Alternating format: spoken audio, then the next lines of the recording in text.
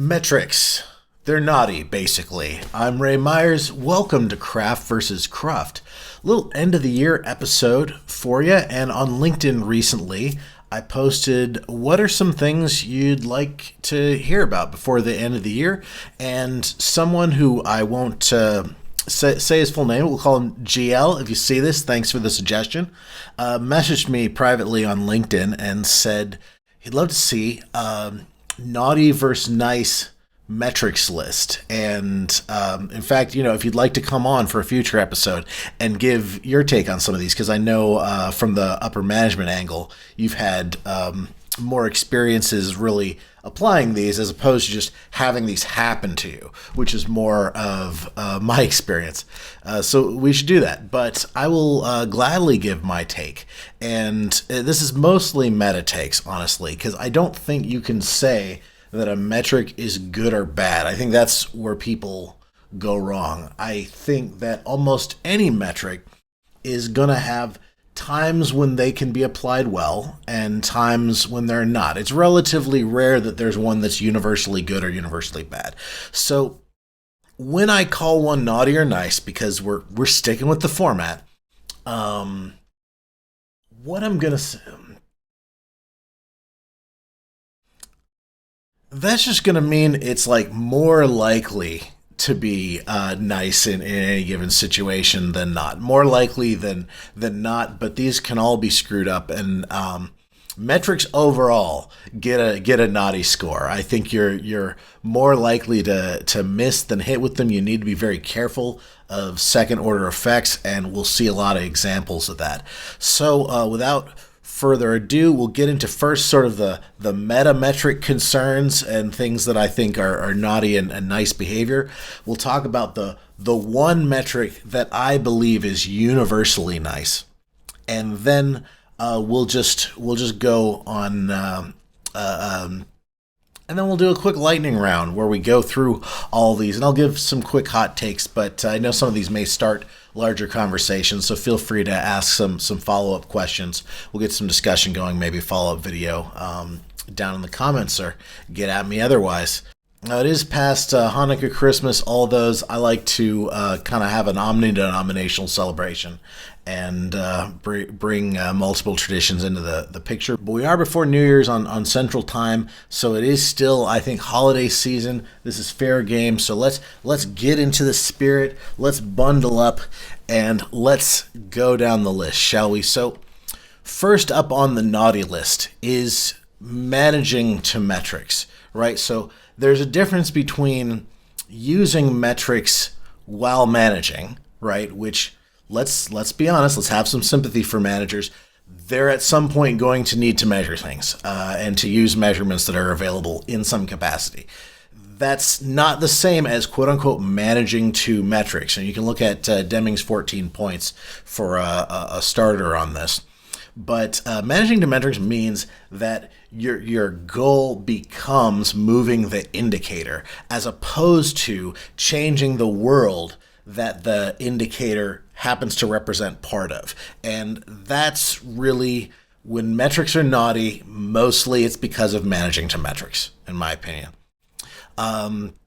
Another, which I've got several different naughty icons I can use here. We're given the Pinocchio emoji to can't measure intangibles. So some people seeing metrics go badly, just sort of settle with giving up on metrics entirely. I was definitely in that camp for a while. I've moved back a little bit on this, and they'll say things like, well, these are things that can't be measured.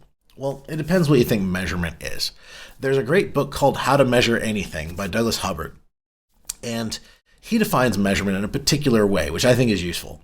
He says measurement is decreasing your level of uncertainty in something and using some number in order to do that, right? So it's not necessarily quantifying something exactly. And it's right often to say that things can't be known, exactly or reduced to a number. But can you at least reduce your level of uncertainty about it to some degree? Often you can, almost always you can, and then it's just a matter of whether the effort to do that is useful. So I say big Pinocchio emoji naughty list for saying you can't measure something. It's valid to say it's not worth measuring. the effort we understand to obtain that information wouldn't be worth it. But saying we can't do it, that's a Pinocchio for it. Local optimizations go on the naughty list. And again, managing to metrics and managing in general is prone to local optimizations.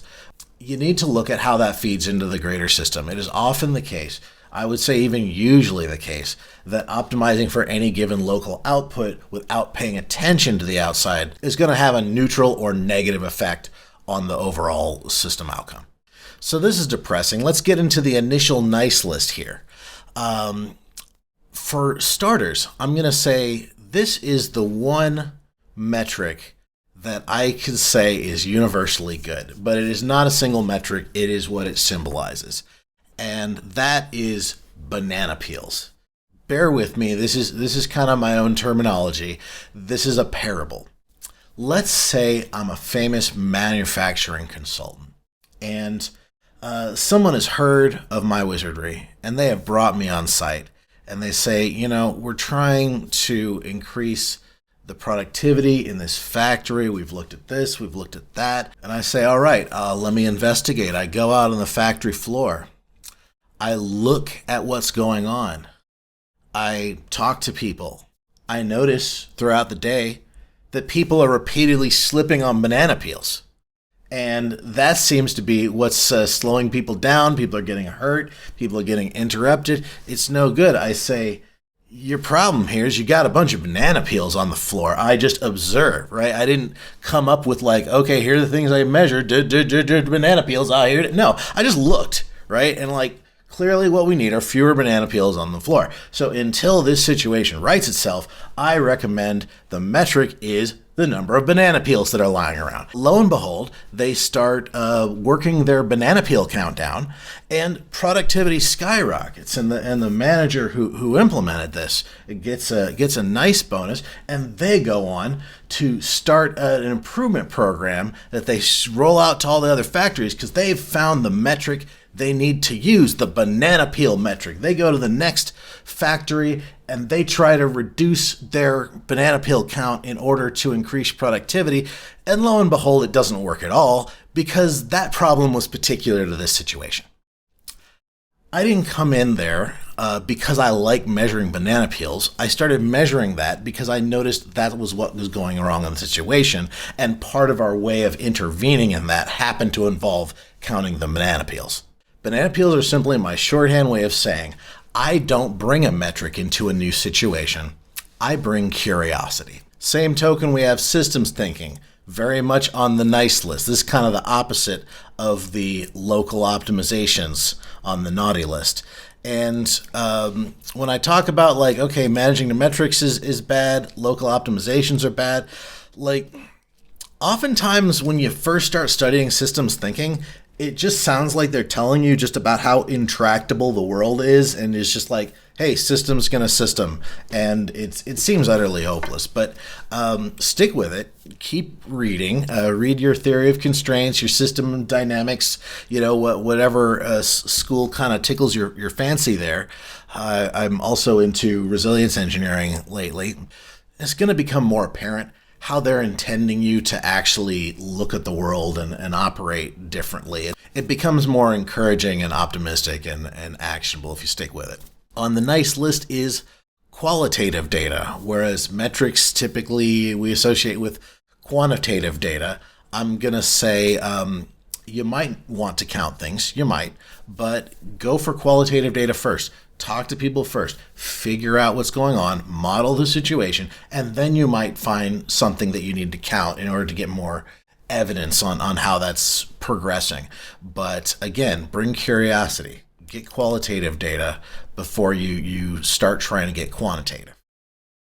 So again, with systems thinking and theory of constraints, on the nice list goes focusing on the bottleneck, right? Looking at everything you can count, all the metrics you could have. Oftentimes you fixate on what's easier to count. There's a parable of a person who's under a street light looking for their keys, and someone comes up and said, oh, did you lose your keys over here? He said, well, no, I lost them over there, but the light's better over here. That's not how we should behave. When it comes to metrics, we behave this way all the time.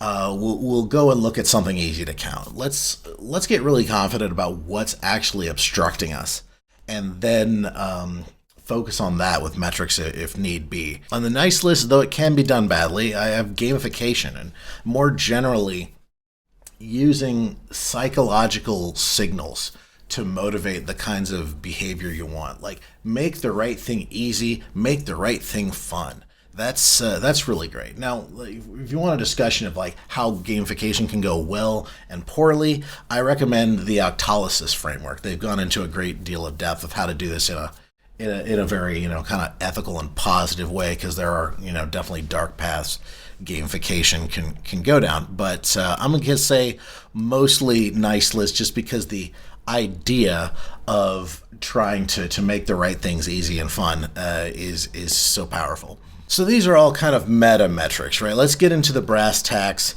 And I've already said you can't really answer this, but I'm going to do lightning round style. I'm going to call it best I can. These can all be probably used well and misused, but we'll give some takes. So in the project flow division, we have right up top, everyone's favorite to talk about, story point velocity. I think if you've seen my videos, I've got one just on this with Nicole Safely, an enterprise agile coach. It's about story points versus theory of constraints. It's kind of a catalyst for this discussion of local optimization versus systems thinking. So you already know. Gets a purple devil emoji, gets a bomb emoji. Story point velocity is double naughty. Pervasively gets people to focus on really just meaningless trivia instead of solving the real crux of their problems. And of course, you can say, hey, it's not supposed to be a performance metric. It's supposed to be a planning tool. That's correct. It is also not a very good planning tool. But the bigger problem is that people just have this tendency to fixate on these like little micro estimates. And fine, if you use them, if they help you, fine. But if you're fixating on them, something's gone terribly wrong. And of course, if you're seeing velocity as a performance metric, that's bad 6 ways from Sunday. One of the many ways that it's bad is you just incentivize people to estimate higher. And then you can get away from people nagging you about your velocity. And so at the end of the day, you measured nothing. You may be surprised then if story point is at the top of the naughty list under product flow, that like story count. What am I going to do here? I'm actually going to give this a mostly nice. I'm going to give it a little gift box. Or, there's a lot of bad things you could do with that as a metric, but it at least has some advantages over story point velocity, because if you're incentivizing people, like let's suppose you're managing to the metric of story count. And again, you shouldn't be managing the metrics at all. But if that does end up happening, what you're incentivizing people to do is break their stories down into smaller pieces. So the number of stories they appear to be getting done is going up.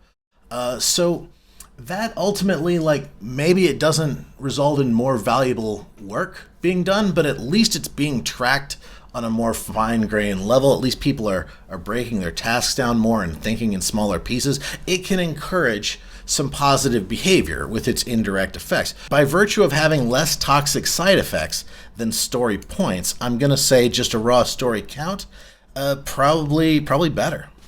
Gets an overall tentative nice score. Backlog size.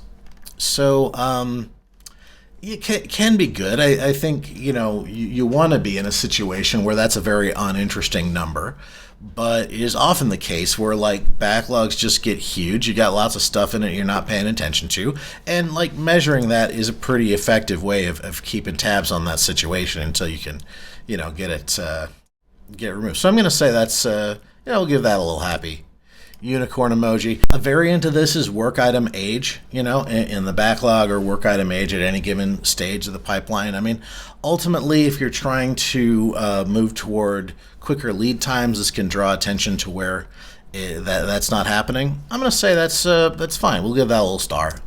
A WIP, work in progress. Some people also say work in process.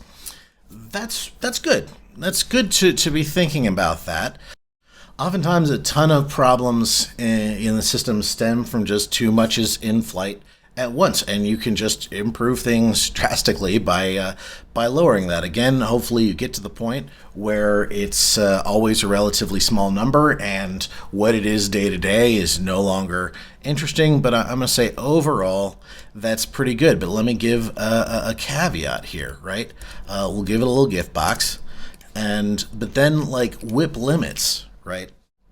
If more WIP is bad, if WIP can be too high, surely there's a limit to how much it should be. Well, if you impose a WIP limit, sometimes you're just hiding the problem, right? WIP was accumulating at the bottleneck, right? And if you are addressing that WIP by, organizing around allowing that bottleneck to function faster, and more people from other areas that aren't bottleneck helping them or by some other way, then yeah, that's very good. But if you're doing this just by like imposing a flat limit and moving on, then like it's just gonna go somewhere else. That backup is still there in spirit. It's just gonna accumulate in some other lane, in some other part of the pipeline. So I'm gonna say WIP limits. I'd say they maybe are more deceptive than anything else. So addressing WIP good, but WIP limits are maybe like a false intervention. They have a potential to be.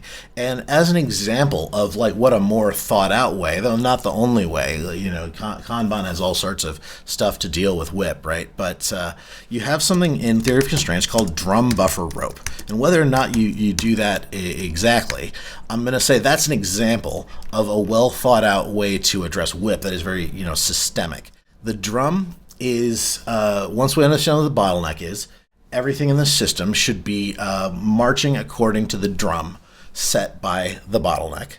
The buffer is how much work should be ready for the bottleneck at any given time, because you don't want it to run out and then be idle. The bottleneck is the only part of the system we don't want to be idle. Any other part of the system being idle is fine, but we need a buffer behind the bottleneck, and a rope behind the bottleneck is that kind of a WIP limit, the maximum amount that is allowed to be behind it. So that includes a WIP limit, but it has these other elements. Plenty of reading you can do there, but I hope I've given you an example of some good ways and some bad ways to think about approaching WIP. Let's go into the reliability division. I've got lots of examples here because reliability has been my specialty for the last several years here.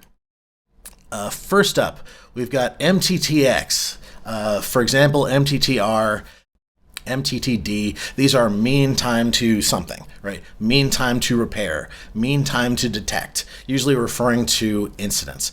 These actually, it may surprise you to know if you're not up on things, these get a big naughty list because although they are, we're seen as one of quote unquote the DORA metrics, they're used in the book Accelerate, which is great stuff. You got to keep in mind that the way they're being used in that research program was in aggregate to compare different companies into different like rough buckets.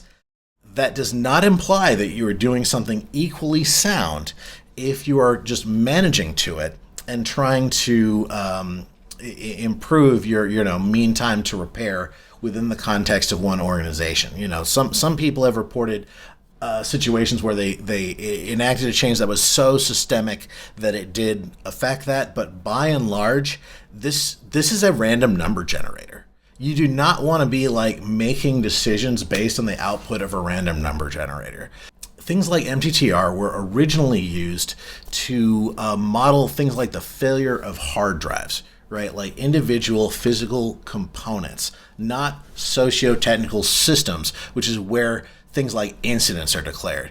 If you're modeling the failure of like individual physical components, the data is predictable enough that managing to MTTR gives you fairly useful information. If you are talking about the incidents created on a website, there's just too much going on. And if you manage to incident count, if you manage to MTTR, best you're going to be making decisions at random. At worst, you're going to actually be accidentally discouraging the report of incidents. And so I'm not liking that. There'll be some literature on that in the description. So going on with the other metrics that were part of DORA, lead time for change. I like that a lot. There are a few different parts of the system. You might be saying change begins and ends as far as like what the lead time is.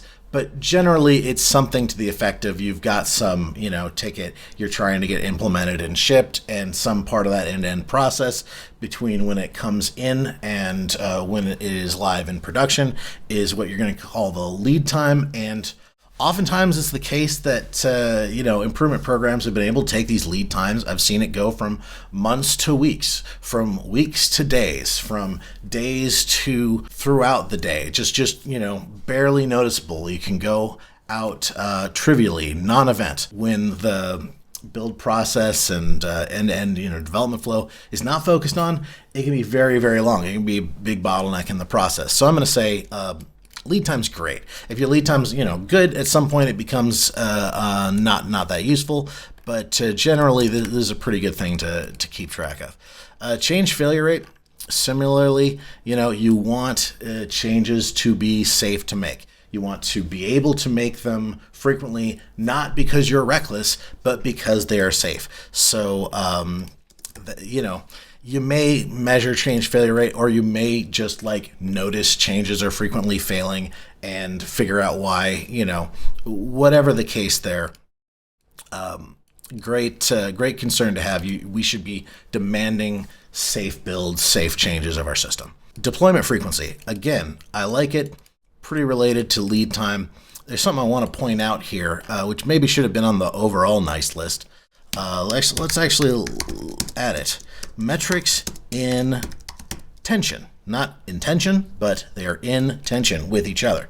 So metrics, why would you want metrics to be against each other? Well, because metrics so frequently become targets, and once they are targets, they cease to be of use because people are trying to meet the target of the metric instead of the intended outcome, which it was meaning to measure, and they'll meet it in some naive way. When you have metrics in tension with each other, that is harder to do. So let me give you this example. Let's give it a little nice list. And we have deployment frequency and change failure rate. If you deploy more frequently, the easiest way to do that, if you're trying to get your deployment frequency improving, is just to do the same brittle process you had that made you want to do it so infrequently. Just do that more often, and things break more, but hey, your deployment frequency got better. Well, if you demand a strong change failure rate, then that's not going to fly. These metrics will push on each other if you implement either one naively. If you have your eye on them both, either in spirit or with actual numbers, then you will be creating a positive or a virtuous cycle where the reason you're doing it more frequently is because it's safer. Big heart for deployment frequency. Build time or test time, it may be that your builds are super fast and they're not part of what's holding your lead time back, right? Overall lead time is more fundamental, but if people are spending a lot of time waiting on these things, this is often the case, then absolutely, very easy win to understand that's part of the problem. The builds are an hour, the builds are 2 hours, the tests are 3 hours, whatever. People aren't getting feedback quickly. It's holding the whole rate at which they can operate back. In that case, by all means, you might start measuring it, or again, you might just start improving it without needing to establish some metric depending on your situation. So I'll say that one's fine. That gets a star. So this has been boring. These are all positive. Let's get to a more interesting one. Uptime, right? Well, I'm a site reliability engineer. Of course, I like keeping things up, right? I like uptime, wouldn't I? Well, surprise, surprise. No, I'm going to say uptime is a big old Pinocchio, right? Because modern websites just don't exist in a state of up or down. So in spirit, the uptime is always, on some gradient from completely up to completely down. And in a moment, we'll get into something that might be better. But just saying uptime as it's talked about as binary and okay, we had this many hours of uptime, downtime last year. that's not any longer that useful at any useful scale, right? Where you have many servers, many features, you're going to have incidents that affect just some cross section of the user base. So it doesn't make sense to talk about uptime as an absolute thing, even though what you're trying to do is assess the overall reliability, which is good to want to assess. It's just more subtle than what my friend Steve Asher suggested is called a standard candle, which is kind of a stand-in for lead time, and maybe there are other names for this, but I hadn't heard of it before. And basically, it's like a dummy ticket that is just periodically put through the system. And it's this kind of observational thing where you say, like, hey, make just whatever the most trivial change you could want to make. See how long the ticket takes to get through, given, just what's the normal process.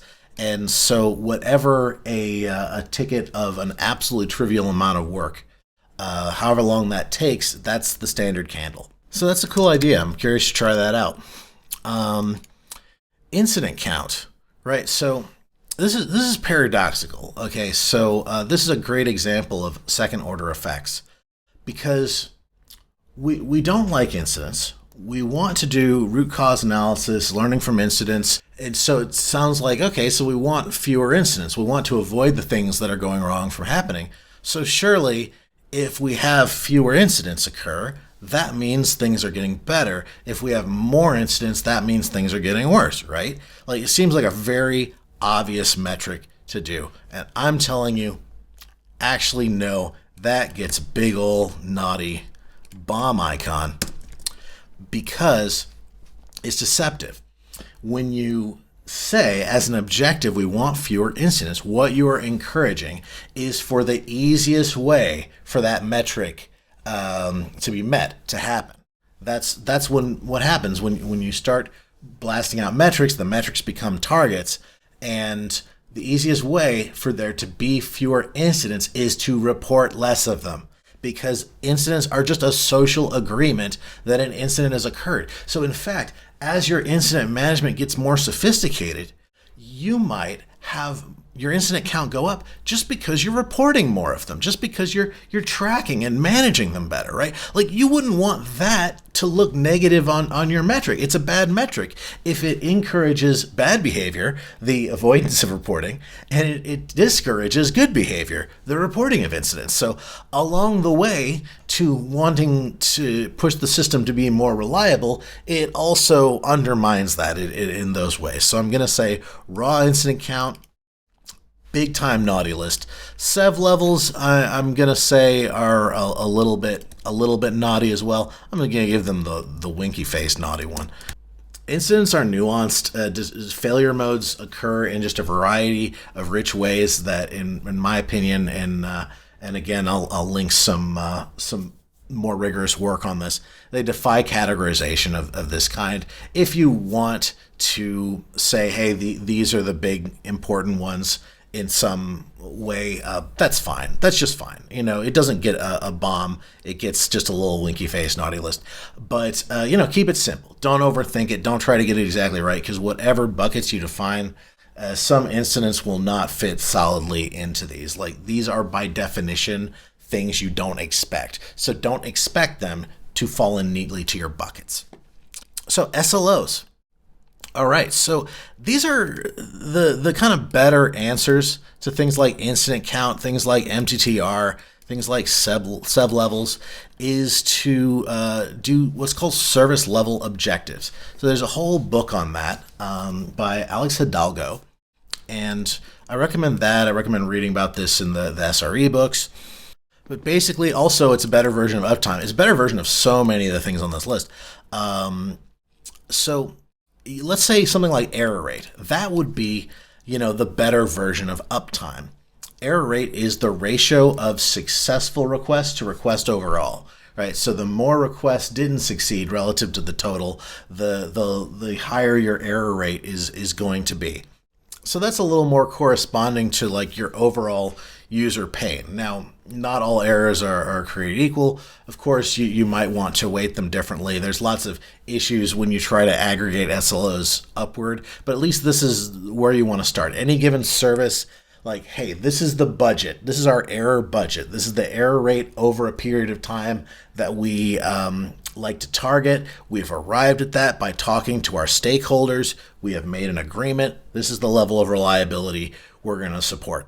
And we can reason then about, like, do we need to change something about what we're doing?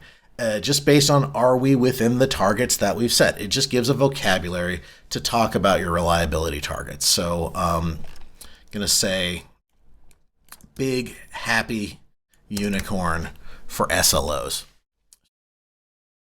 At the end of the day, people will probably be happier if they are more productive. There's probably some productivity drain making them unhappy. So you're as likely to enact improvement, in my experience, from following pain, following unhappiness, seeing where that goes, than coming in with any of these, fancy pants metrics. So there you go. I wish you a wonderful 2024. And as Lao Tzu said in the Tao Te Ching, with patience, the most tangled cord may be undone. Thank you.